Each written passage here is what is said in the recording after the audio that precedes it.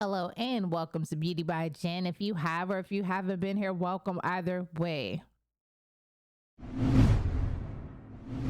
In today's video, we will be quickly talking about J.D.Vance and his stance on who the country is being ran by. And he says that it is being run by childless cat ladies and has been standing on it, has gone viral on that very topic.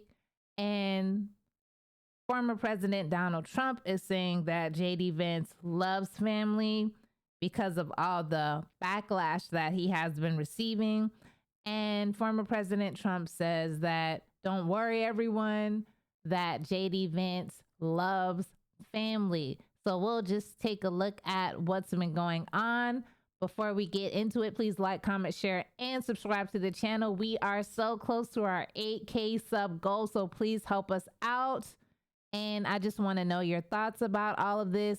Is the country being run by childless cat ladies? I mean, a lot of us don't have children, and a lot of us are loving our country, but we just don't have children. But maybe he didn't mean it the way that everyone is taking it. We'll just take a look at it all.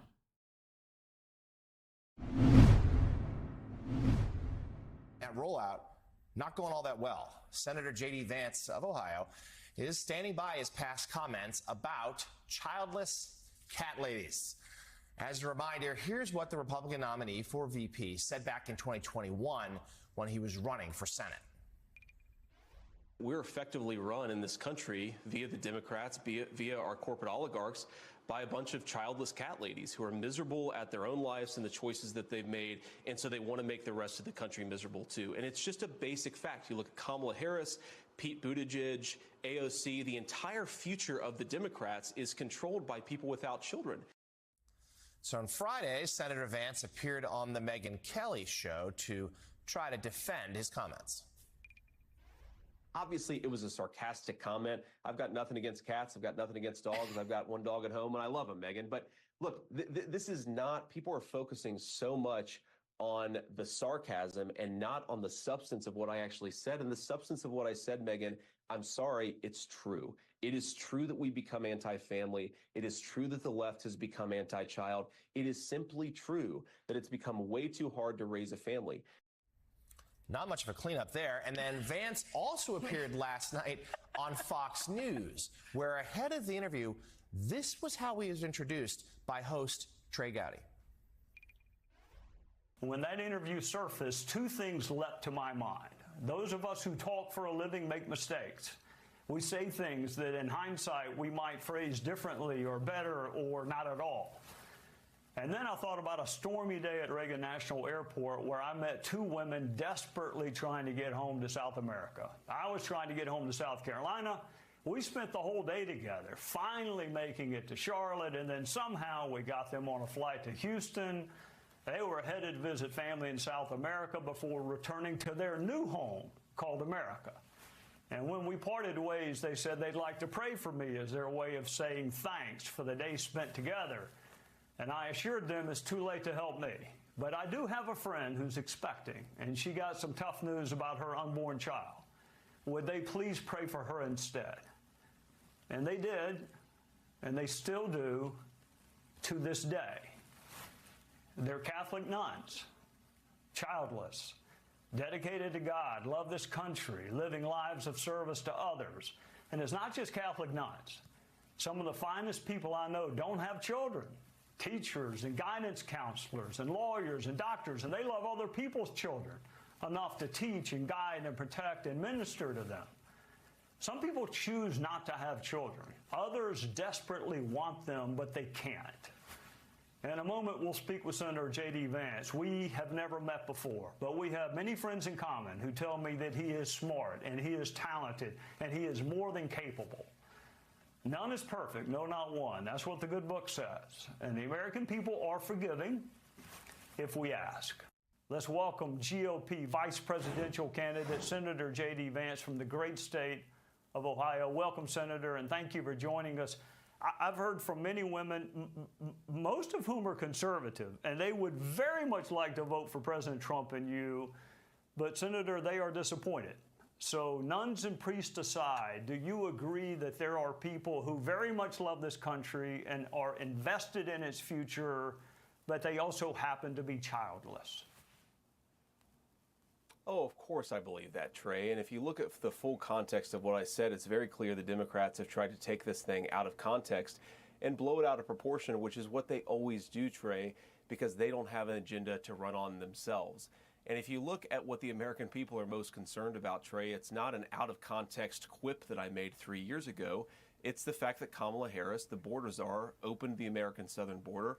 It's the fact that the Democratic Party has become explicitly anti-family in some of their policies. In fact, you just heard Kamala Harris in a Surface clip recently talk about how it was a bad idea to have kids because of climate change anxiety. So really what I'm trying to get at here, Trey, is that it's important for us to be pro-family as a country.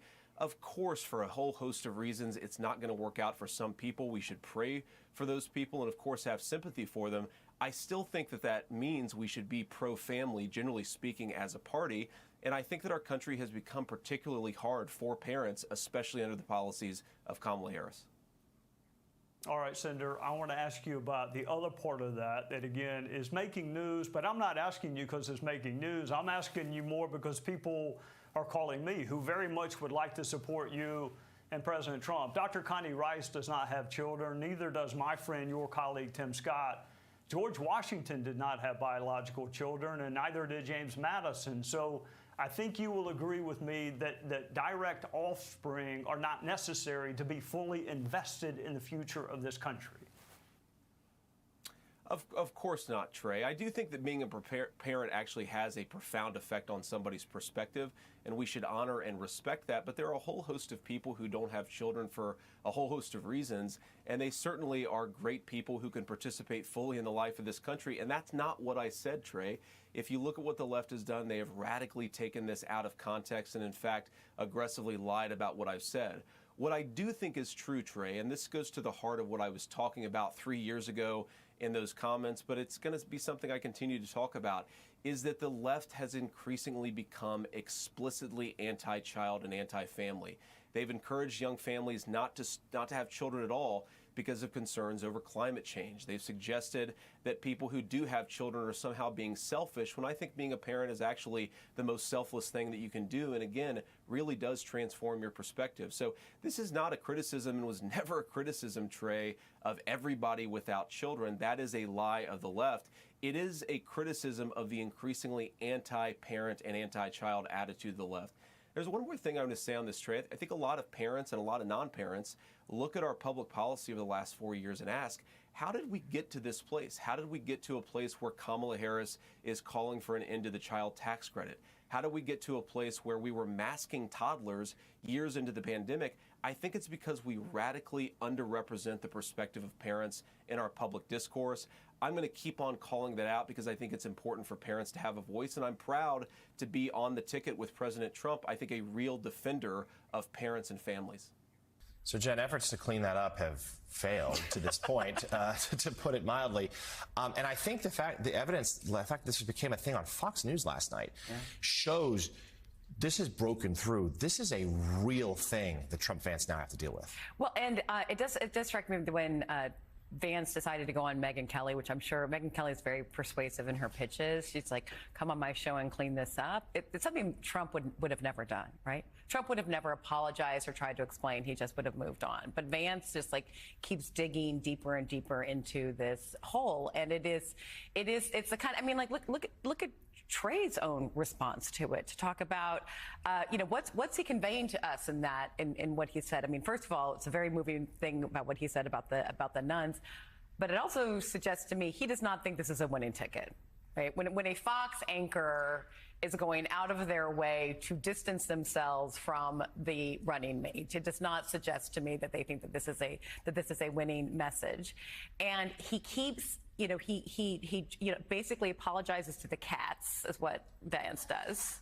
Right, but then saying cats, that the women, I like cats, apologizes to the cats, doubles down on the underlying comment that childless women are ruining the country, and does he support child care tax credits? when that was up in the, you talked about, did he support that when that was up in the Senate? I don't believe he voted for that. I don't believe he voted to, he's not acting on anything like this. And it is, you know, this kind of stuff, this organic wildfire that, like, this is what fuels campaigns, and everyone gets it, and it punctures through politics, and it's what, you know, this is the kind of lightning in a bottle that campaigns hope for. As you might have heard, Donald Trump's running mate and future star of his own Dateline episode, J.D.Vance, is ruffling quite a few feathers this week. We're effectively run in this country by a bunch of childless cat ladies. Who look at Kamala Harris, the entire future of the Democrats is controlled by people without children. Listen up, you wingnut elegy. This country is still controlled by men in systems that were set up by men that are carefully crafted to continue to benefit men. So to put it in women-hating terms, you'll understand you're being hysterical. But let's be clear, there's no correlation between childless people and the presidency. For example, our very first United States president, Mr. George Washington, didn't have children. In fact, he had 2 stepchildren. That's right, just like someone else I know. And to your point about Kamala not being fit because she's not a mother, I'd like to remind you that no president in the history of the United States has ever been a mother. But maybe if she had 5 kids with 3 different men and a scandalous affair with a porn star and was convicted felon, that would be more palatable to Republican men. I mean, my God, are we tired? You sad, diet, Mountain Dew drinking, couch humping, dolphin porn aficionado, all of us childless cat and dog ladies are going to go from childless and crushing it to childless and crushing you in November. And before you tell me he didn't really fuck a couch, spare me. I grew up in New Jersey in the 80s where everyone had a couch in their basement, and I know a couch fucker when I see one.